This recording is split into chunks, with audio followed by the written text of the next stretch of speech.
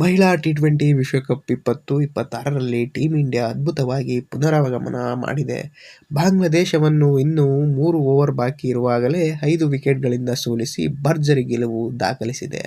ಹೌದು ಪ್ರಿಯ ವೀಕ್ಷಕರೇ, ಈ ದೊಡ್ಡ ಗೆಲುವಿನ ನಂತರ ಎಲ್ಲರ ಮನದಲ್ಲಿರುವ ಪ್ರಶ್ನೆ ಏನೆಂದರೆ, ಭಾರತ ಮಹಿಳಾ ತಂಡ ಸೆಮಿಫೈನಲ್ಗೆ ತಲುಪುವುದೇ ಏನು? ಉತ್ತರ ಇಲ್ಲ. ಏಕೆಂದರೆ ಈಗ ಭಾರತದ ಮುಂದೆ ನಿಂತಿರುವ ಅತಿ ದೊಡ್ಡ ಸವಾಲು ಆಸ್ಟ್ರೇಲಿಯಾ. ಈಗ ಭಾರತಕ್ಕೆ ಇನ್ನೊಂದು ಗೆಲುವು ಸಾಕು, ಆಗ ಸೆಮಿಫೈನಲ್ ಪ್ರವೇಶ ಖಚಿತವಾಗುತ್ತದೆ.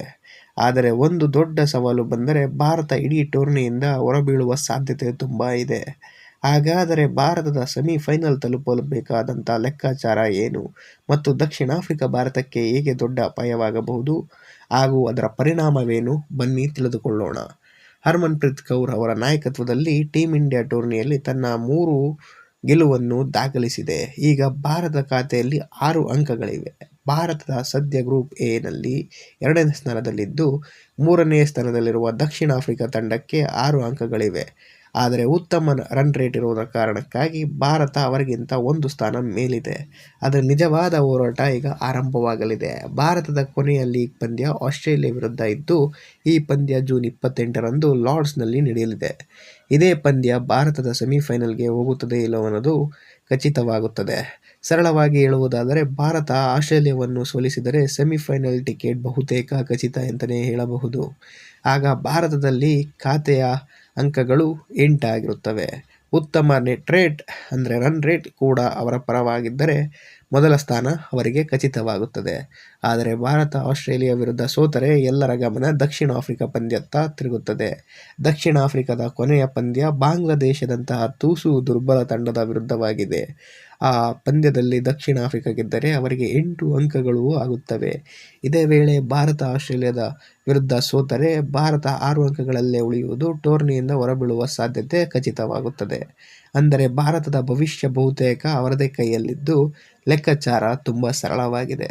ಆಸ್ಟ್ರೇಲಿಯಾವನ್ನು ಸೋಲಿಸಿ ನಂತರ ಬೇರೆ ಯಾವುದೇ ಫಲಿತಾಂಶದ ಬಗ್ಗೆ ಚಿಂತಿಸುವಂಥ ಅಗತ್ಯವಿರಲಿಲ್ಲ. ಆದರೆ ಇದು ಸುಲಭದ ಕೆಲಸವಲ್ಲ. ಆಸ್ಟ್ರೇಲಿಯಾ ಈಗಾಗಲೇ ತನ್ನ 4 ಪಂದ್ಯಗಳನ್ನು ಗೆದ್ದಿದ್ದು 8 ಅಂಕಗಳಲ್ಲಿ ಗ್ರೂಪ್ ಎ ಅಂಕಿಪಟ್ಟದಲ್ಲಿ ಅಗ್ರಸ್ಥಾನದಲ್ಲಿದೆ. ಅಂದರೆ ಮೊದಲ ಸ್ಥಾನದಲ್ಲಿ ಕೂತಿದೆ. ಅವರ ನೆಟ್ ರನ್ ರೇಟ್ ಕೂಡ ಉಳಿದ ಎಲ್ಲ ತಂಡಗಳಿಗಿಂತ ಅತ್ಯುತ್ತಮವಾಗಿದ್ದು, ಅದರಿಂದ ಅವರನ್ನು ಸೆಮಿಫೈನಲ್ ಪ್ರವೇಶ ಬಹುತೇಕ ಖಚಿತವಾಗಲಿದೆ.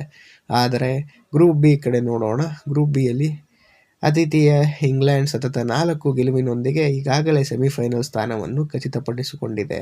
2ನೇ ಸ್ಥಾನಕ್ಕಾಗಿ ವೆಸ್ಟ್ ಇಂಡೀಸ್ ಬಲಿಷ್ಠ ಸ್ಪರ್ಧಿಯಾಗಿ ಕಾಣಿಸುತ್ತಿದೆ. ಅವರ ಖಾತೆಯಲ್ಲಿ ಸದ್ಯ 6 ಅಂಕಗಳಿದ್ದು, ಕೊನೆಯ ಪಂದ್ಯ ಐರ್ಲೆಂಡ್ ವಿರುದ್ಧವಾಗಿದೆ. ವೆಸ್ಟ್ ಇಂಡೀಸ್ ಆ ಪಂದ್ಯ ಗೆದ್ದರೆ ನೇರವಾಗಿ ಸೆಮಿಫೈನಲ್ಗೆ ಪ್ರವೇಶಿಸುತ್ತದೆ. ಆದರೆ ದೊಡ್ಡ ಅಚ್ಚರಿಯ ಫಲಿತಾಂಶ ಬಂದರೆ ನ್ಯೂಜಿಲೆಂಡ್ ಮತ್ತು ಶ್ರೀಲಂಕಾ ತಂಡಗಳಿಗೂ ಅವಕಾಶ ಸಿಗಬಹುದು.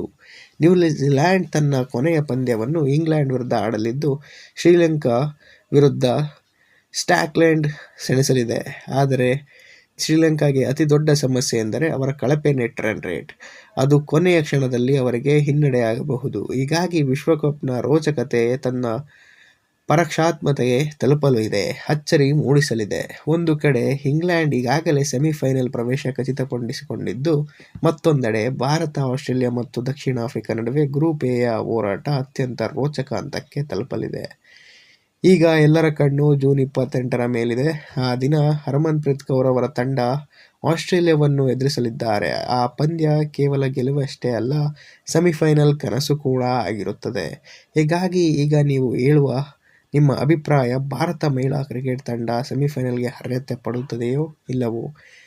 ಫೈನಲ್ಗೆ ಹೋಗಿ ಟ್ರೋಫಿ ಗೆಲ್ಲುವ ಸಾಮರ್ಥ್ಯ ಇದೆಯೋ ಇಲ್ಲವೋ? ನಿಮ್ಮ ಅಭಿಪ್ರಾಯವನ್ನು ಕಮೆಂಟ್ ಮೂಲಕ ತಪ್ಪದೆ ತಿಳಿಸಿ. ಧನ್ಯವಾದಗಳು ಪ್ರಿಯ ವೀಕ್ಷಕರೇ.